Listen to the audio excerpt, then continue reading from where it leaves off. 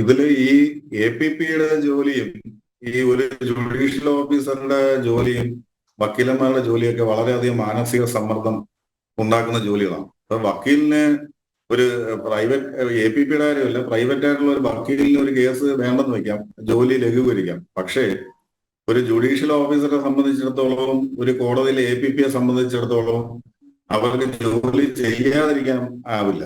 കാര്യം ഇന്ന് ഒരു കോടതിയിൽ, പ്രത്യേകിച്ച് മജിസ്ട്രേറ്റ് കോടതിയിലും താഴെ തട്ടിലുള്ള കോടതികളിൽ, ഒരു ഓഫീസറുടെ ഒരു APPയുടെ കോടതികളിൽ അവർ ഒരാളിന്റെ ജോലിയല്ല ചെയ്യുന്നത്. അവര് ഈ നമ്മുടെ കോടതികളുടെ എണ്ണം വളരെ കുറവായതുകൊണ്ട് തന്നെ കടുത്ത ജോലിഭാരമുള്ള സ്ഥലമാണിത്.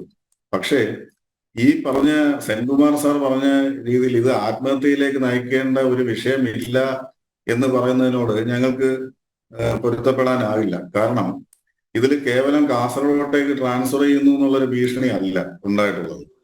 ഞാൻ മനസ്സിലാക്കുന്നിടത്തോളം കൃത്യമായ തെളിവുകളുള്ളത് ഈ APPയുടെ ജോലി നഷ്ടപ്പെടുത്തും എന്ന് ഈ ആരോപണ വിധേയനായ വ്യക്തി, അവരുടെ മേലുദ്യോഗസ്ഥൻ ഈ ജോലി നഷ്ടപ്പെടുന്ന രീതിയിലുള്ള ഒരു ഭീഷണി കൃത്യമായിട്ട് ഉണ്ടായിട്ടുണ്ട് ഈ കേസിൽ. അതിനുള്ള തെളിവുകളുണ്ട്. ഞാൻ ആ തെളിവിന്റെ വിശദ വിവരങ്ങളിലേക്ക് ഇപ്പോൾ പോകാൻ ആഗ്രഹിക്കുന്നില്ല. അത് പോലീസിന് ആ തെളിവ് കൈമാറിയിട്ടുണ്ട്. അത് അവര് അതിന്റെ നടപടിയിൽ എടുക്കുമെന്ന് ഞങ്ങൾക്ക് വിശ്വാസവും ഉണ്ട് ഇപ്പോൾ നിലവിൽ. അതുകൊണ്ട് ഒരു പഠിച്ച് ഒരു APP ആയിട്ട് പരീക്ഷ എഴുതി PSC ടെസ്റ്റ് എഴുതി ജോലിയിൽ പ്രവേശിക്കുന്ന ഒരു വ്യക്തി എടുക്കുന്ന ഒരു എഫർട്ട് വളരെ കൂടുതലാണ്.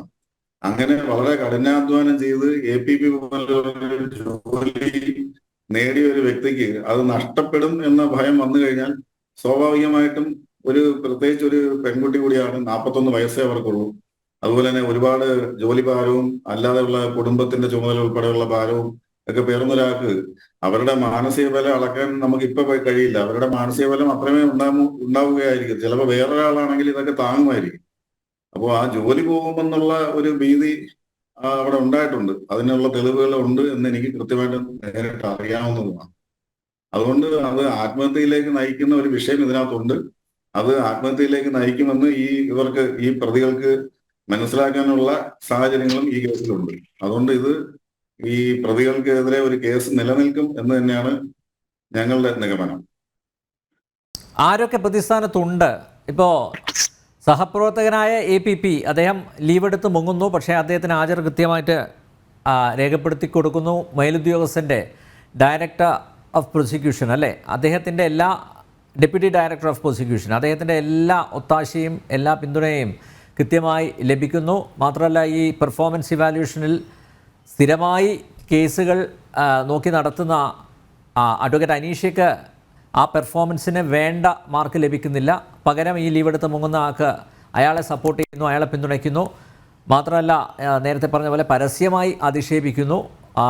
സ്ഥലം മാറ്റം അങ്ങനെ ഒരു ഭീഷണി മുന്നിൽ വെക്കുന്നു. താങ്കൾ പറയുന്നു അതിനപ്പുറത്തേക്ക് നിങ്ങളുടെ ജോലി കളയും എന്ന രീതിയിലുള്ള ഇടപെടൽ ഉണ്ടാകുന്നു. അപ്പോൾ ആരൊക്കെയുണ്ട് ഇപ്പോൾ പ്രതിസ്ഥാനത്ത്? ഈ സഹപ്രവർത്തകനായ APPയും അതുപോലെ ഡെപ്യൂട്ടി ഡയറക്ടർ പ്രോസിക്യൂഷനുമാണ്. വേറെ ആരെങ്കിലും ഉണ്ടോ? ആ പുറത്ത് വന്ന ശബ്ദ സന്ദേശങ്ങളിൽ നിന്നും പിന്നെ ഈ APP അനീഷ്യ എഴുതി വെച്ചിരുന്ന ഡയറിയിലെ ഉള്ളടക്കം ഞാൻ മനസ്സിലാക്കിയതിൽ നിന്നും സഹപ്രവർത്തനായ APPയും അയാളെ സഹായിച്ച DDP കൊല്ലം DDP അവർ രണ്ടുപേരുമാണ് ഇപ്പോൾ ഞങ്ങളുടെ മുമ്പിൽ പ്രതിസ്ഥാനത്ത് ഉള്ളതായിട്ട് കാണുന്നത്. അത് അവർക്കുള്ള പങ്ക് കൃത്യമായി വ്യക്തമാക്കുന്ന ഒരു വാട്സാപ്പ് മെസ്സേജ് മരിക്കുന്നതിന് മുമ്പ് ഈ അനീഷ്യ പ്രവർത്തിക്കുന്ന കോടതിയിലെ മജിസ്ട്രേറ്റിന് അയച്ചു കൊടുത്തിട്ടുണ്ടെന്നും അത് മജിസ്ട്രേറ്റ് അന്വേഷണ ഉദ്യോഗസ്ഥർക്ക് കൈമാറിയിട്ടുണ്ടെന്നുമാണ് ഞാൻ മനസ്സിലാക്കുന്നത്. അതുകൊണ്ട് കൃത്യമായി 2 പ്രതികളാണെന്നാണ് ഞങ്ങളുടെ നിലവിലെ നിഗമനം.